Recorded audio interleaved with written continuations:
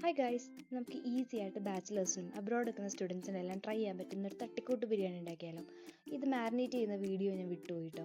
എന്നാലും simple മാരിനേഷനാണ്. Chicken ഒന്ന് clean ചെയ്ത് മുളക് പൊടി, മഞ്ഞൾപ്പൊടി, ഉപ്പ്, ഗാർലിക്, കുറച്ച് ഓയിൽ മാരിനേറ്റ് ചെയ്ത് ഒരു 15 മിനിറ്റ്സ് വെക്കുക. ടൈം ഇല്ലാന്നുണ്ടെങ്കിൽ അപ്പോൾ വറുത്ത് മാറ്റാം കേട്ടോ. ആ ഓയിലിൽ തന്നെയാണ് നമ്മൾ ഇനി റൈസ് കുക്ക് ചെയ്യാൻ പോകുന്നത്. ഞാനിവിടെ 3 ഗ്ലാസ് ഓഫ് ബസ്മതി റൈസാണ് എടുത്തിരിക്കുന്നത്. ഇനി നമുക്കത് കഴുകി ഒന്ന് മാറ്റി വയ്ക്കാം. അതിനുശേഷം നമുക്കൊരു പോട്ടെടുത്ത് അതിലേക്ക് ചിക്കൻ ഫ്രൈ ചെയ്ത ഓയിൽ ഒഴിച്ച് കുറച്ച് പട്ട, കരയാമ്പൂ, അതുപോലെ കുറച്ച് ഗാർലിക്കും കൂടെ ക്രഷ് ചെയ്തിടാം കേട്ടോ. അത് നന്നായിട്ടൊന്ന് മുരിയിച്ചെടുക്കണം. ഇത് ഒരു 2-3 മിനിറ്റ്സ് വെച്ചാൽ മതിയാവും. അപ്പോഴേക്കും നല്ല സ്മെല്ല് വരും. അപ്പോൾ നമ്മൾ കഴുകി വെച്ചിരിക്കുന്ന റൈസ് എന്ത് ചെയ്യാം, ഇതിലേക്ക് ഇട്ടിട്ട് ഒരു 2-3 മിനിറ്റ്സ് നല്ല ഹൈ ഫ്ലെയിമിൽ ഒന്ന് ഇളക്കി കൊടുക്കുക. ഇളക്കി കൊടുക്കുമ്പോൾ അടിക്ക് പിടിക്കാതിരിക്കാൻ നന്നായിട്ട് ശ്രദ്ധിക്കണം. 1 ഗ്ലാസ് അരിക്ക് 1.5 ഗ്ലാസ് വെള്ളം എന്നുള്ള കണക്കിന് ഞാനിവിടെ 3 ഗ്ലാസ് അരിക്കുള്ള വെള്ളം എടുത്തിട്ടുണ്ട്. ഈ ടൈമിൽ ഉപ്പ് കുറവാണെന്നുണ്ടെങ്കിൽ ഉപ്പിട്ട് കൊടുക്കുക.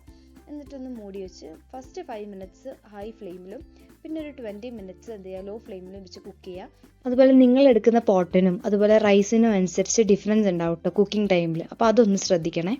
പെട്ടെന്നൊരു ബിരിയാണി ക്രേവിങ്സ് എന്ന ബാച്ചിലേഴ്സിന് ഈസി ആയിട്ട് ട്രൈ ചെയ്ത് നോക്കാൻ പറ്റിയ റെസിപ്പി ആയിട്ട് ഇത്. ഒന്നില്ലെങ്കിലും നമ്മുടെ വയറിനെ പറഞ്ഞ് സമാധാനപ്പെടുത്താൻ ഇത് ധാരാളം മതി.